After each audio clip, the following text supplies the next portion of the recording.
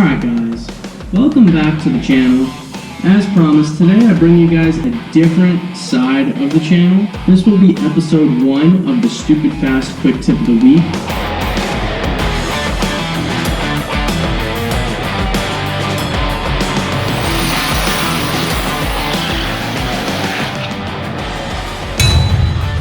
And we're going to start this bad boy off by doing a review.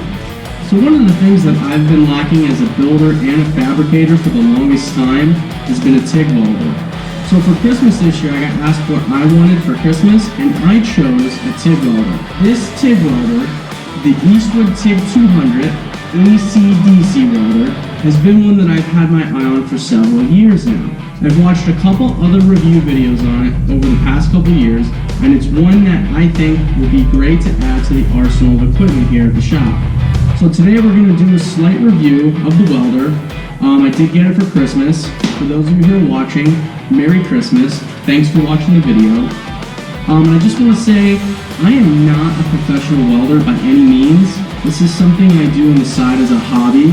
So for those of you who want to critique my welding, know that I am an amateur at best. We're going to go ahead and get started with these supplies.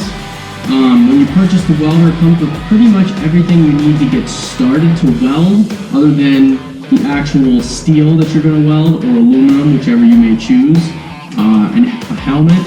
I went ahead and picked up Eastwood's auto darkening welding helmet there at the end of the bench, welding gloves, and of course your argon tank filled with argon gas, which is directly behind me here on the right.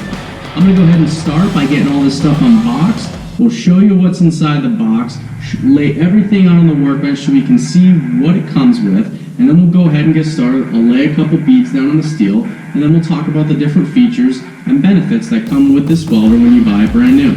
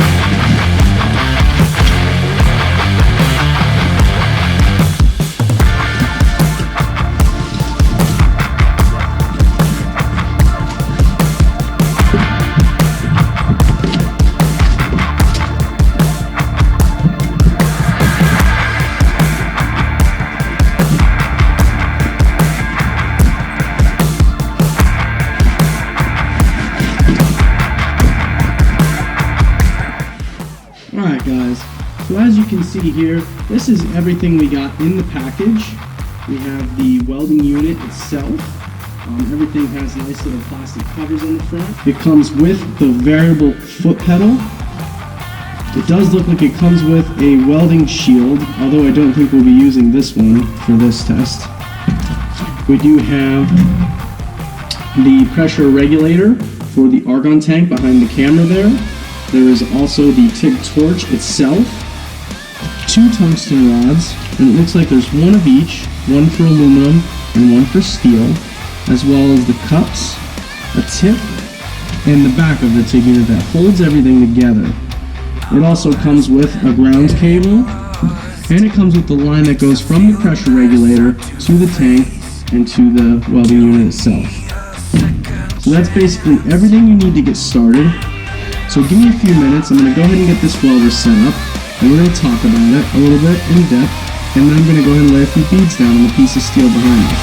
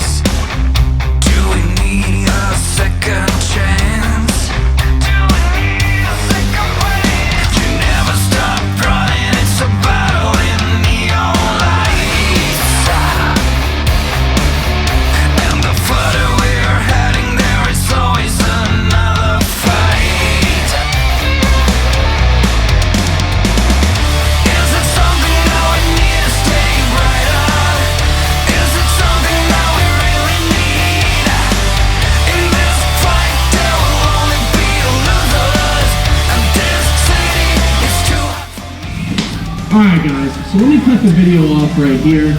I made a mistake. I actually stopped filming last night. I completed the video footage last night and I started looking it over and I was like, man, I'm just really not happy with the welds that I did. So I go online, I do a little research, I find one of Eastwood's videos, and they talk about for the smaller gauges, which I did measure this with a caliper, it is 60 thousandths thick, so it's about a 16th of an inch. They say for the thinner stuff, you know, you can use MIG wire instead of a rod. Now, I didn't have any carbon steel rods or anything, I just had the stainless steel rods, which, you know, could work in most cases, maybe on the thicker stuff, because you can use stainless to weld steel, but I wound up using this MIG wire this morning here, and let me tell you, these welds came out gorgeous compared to what I did last night. So, I'm going to take a second, I'm going to show you the welds, and then we'll get back to the video. So you guys can see here, everything from here up is my stainless rods, and you can see they look absolutely ridiculously horrible. And when you look at the bottom of them, you can see they actually melted through because I had the heat turned up so much that it was melting through the steel. So I took a few, now that one actually isn't too bad, but it still melted through real bad. So this morning, I took this piece of 030 MIG wire and I laid down these 4 beads right here, and these are absolutely gorgeous. There's no penetration. Well, there's no dripping on the bottom side of this steel, and these things look like small stacks of dimes, which is exactly what I was looking for. Nice penetration with the heat, nothing melted through the steel. It's exactly what I was looking for. I used a 308 stainless steel rod to TIG weld a 16th inch thick plate of steel, and I just ran about 14 beads over top of it. And I just gotta tell you guys, this thing was super easy to use. Me being an extremely amateur and beginner TIG welder, this thing turned out a lot better than I expected on my very first try with it. It took me about 20 minutes of thinking around to find the correct heat setting for this crappy steel sheet I had laying around. I went ahead and started by cleaning the sheet up with a grinder and a flapper disc. I also then took a brush and brushed it off very good and made sure I wiped it down with a rag to make sure the surface was completely clean. I then ground my tungsten rod down to the tip desired. On the instructions, it does tell you exactly how to grind the tip down. It tells you exactly how to set the TIG torch up, and if you look at the top of the welder, it tells you every setting, desired setting, for the type of material you are welding. It even tells you in specific detail where to put the dial settings, what type of rod to use, for what you may be doing. These are just base settings that they give you to start with. Depending on your conditions, the type of voltage you are using, you may have to adjust that a little bit. For an aspiring fabricator like myself, I do not have a 220 volt hookup right now in the shop because the shop is brand new. So they actually do include this really cool piece that changes the 220 plug to a 120 outlet that you can just plug in to a regular house socket. No, I do not recommend you take this welder in your house and weld with it, as I'd like to see you watch the next video and not burn your house down. So the different settings on the unit, you have the amperage, you have the clearance effect, you have the pre-flow, and you have the post-flow. Those are your dial knobs. And then you also have the switches. There's foot pedal versus panel control, and then there's DC-AC switch and a Tigger stick switch. So I'm assuming they sell an attachment for this, but you can put a stick welder on it if you so desire to do so. I don't need a stick welder. I have a Miller MIG that I love to use to weld steel with. I just decided to try the TIG out on the steel because I know welding aluminum is a little bit of an art, and I haven't quite mastered welding steel, let alone aluminum yet, so I'm not quite ready to venture down that path just quite yet. Also, Eastwood does offer a digital unit of the TIG 200. It is a little bit more pricey than the analog version, although it does have some extra added features to it.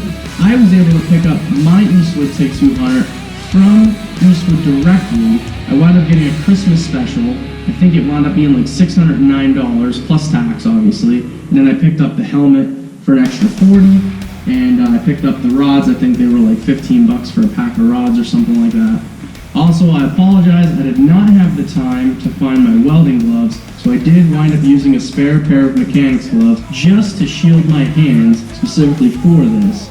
I know I was watching on one of the other review videos. They do have a DC-AC feature that for a specific type of aluminum, it throws in a square wave of DC in the middle of the AC, and it actually helps weld the aluminum a little bit better. I don't quite understand what exactly that helps add in. I just know I saw that in another video, and it was a cool feature that I thought this thing probably should have had too. So yeah, guys, if I had to rate this thing on a scale of 0 to 10, 10 being the best, I would absolutely give this thing a 9. The only reason I wouldn't give it a 10 is because there's such a vast majority of TIG welders available, and I don't have enough experience with all the varieties and brands available and all the different features.